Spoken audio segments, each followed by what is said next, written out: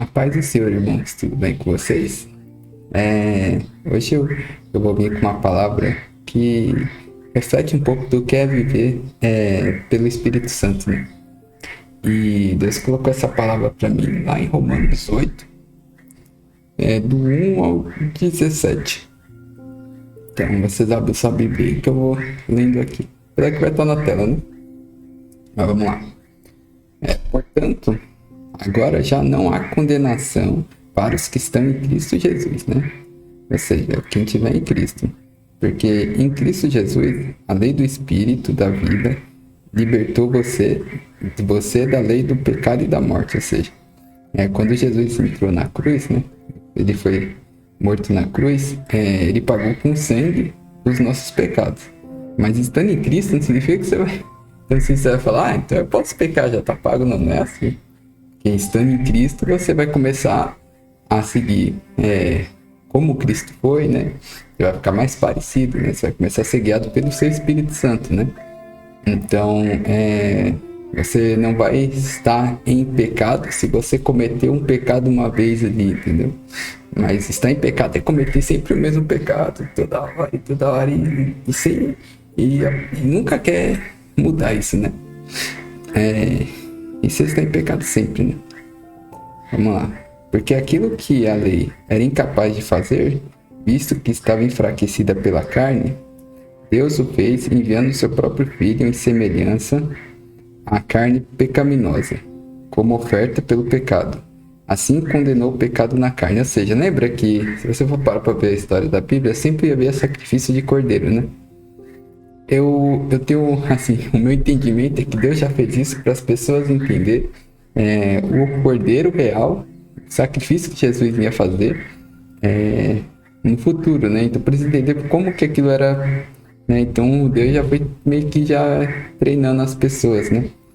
E para entender que o Cordeiro de Deus, né? O próprio Filho, ele ia vir aqui em carne, né? E pagar o preço na cruz, né? Portanto,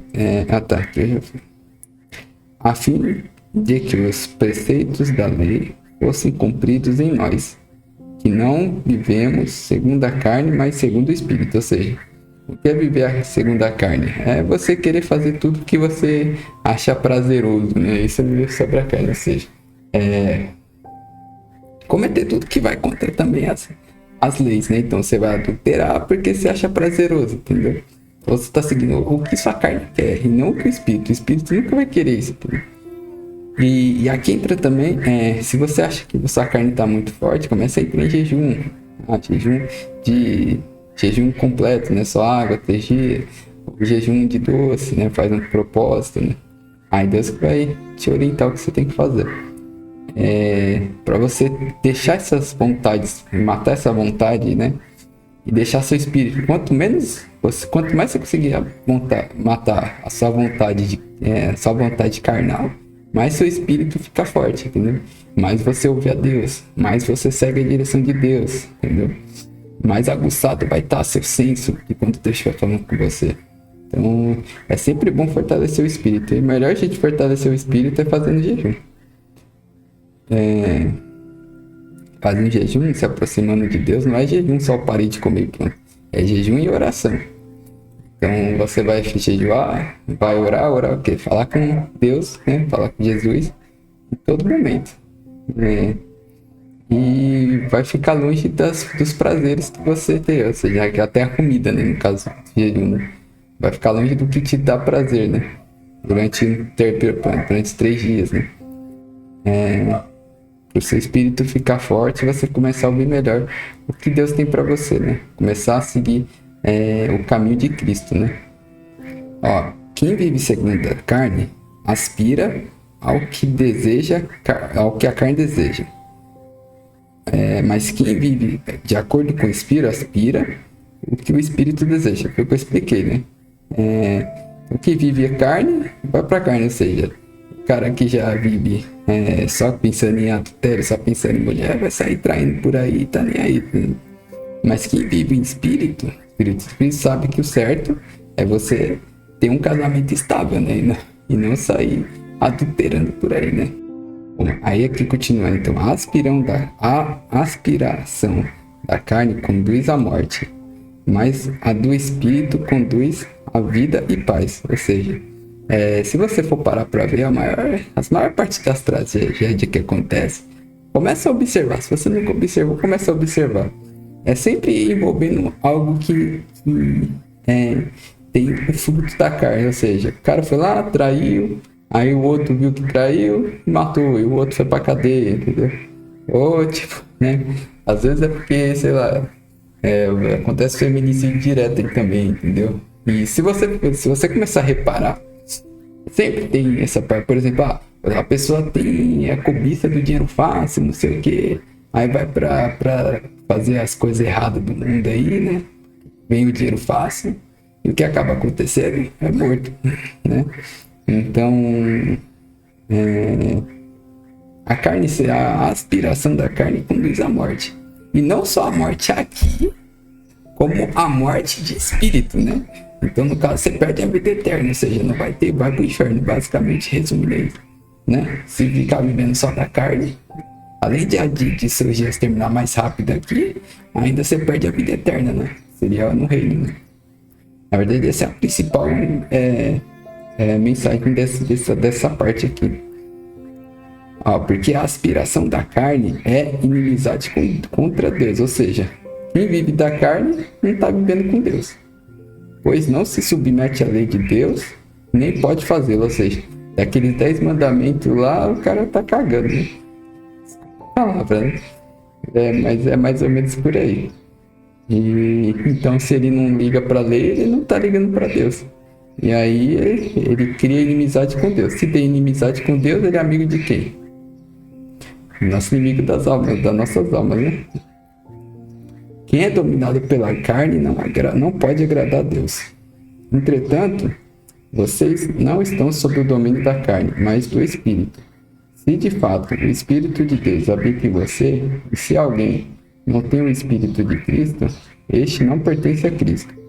Ou seja, então assim, o que essa parte quer dizer? Eu até precisei parar um tempinho aqui para ler, porque é meio complexo, né? O que essa parte aqui está querendo dizer? Por exemplo, às vezes a pessoa tem o Espírito de Deus, né? O Espírito de Deus habita em você, ou seja, o Espírito de Deus habita em todo mundo, na real, né? Só que não é porque habita na pessoa que ela está em Cristo, né? Às vezes o Espírito, essa pessoa não tem o Espírito de Cristo, então não pertence a Cristo, né? Ou seja, ele não segue o que Cristo não segue, não fez o batismo, né? Não segue, não aceitou Jesus. Para falar a verdade, mais reto e claro é isso, não aceitou Jesus. Ele tem o Espírito de Deus, mas não aceitou Jesus, né? O Espírito Santo me corrigiu.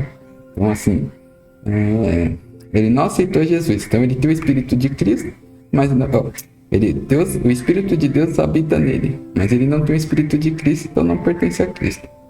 Mas se Cristo está em vocês, o corpo está morto por causa do pecado, ou seja, todos nós já temos o corpo morto, né, por conta do pecado. Já nascemos pecadores, não tem essa de criança não peca, a criança já nasce pecadora. Entretanto, o Espírito está vivo por causa da justiça, ou seja, por causa do sacrifício de Cristo, que Deus deu seu próprio Filho, seu único Filho, para limpar os pecados. Estando em Cristo, aceitando Jesus e seguindo seus ensinamentos, você tem um Espírito vivo.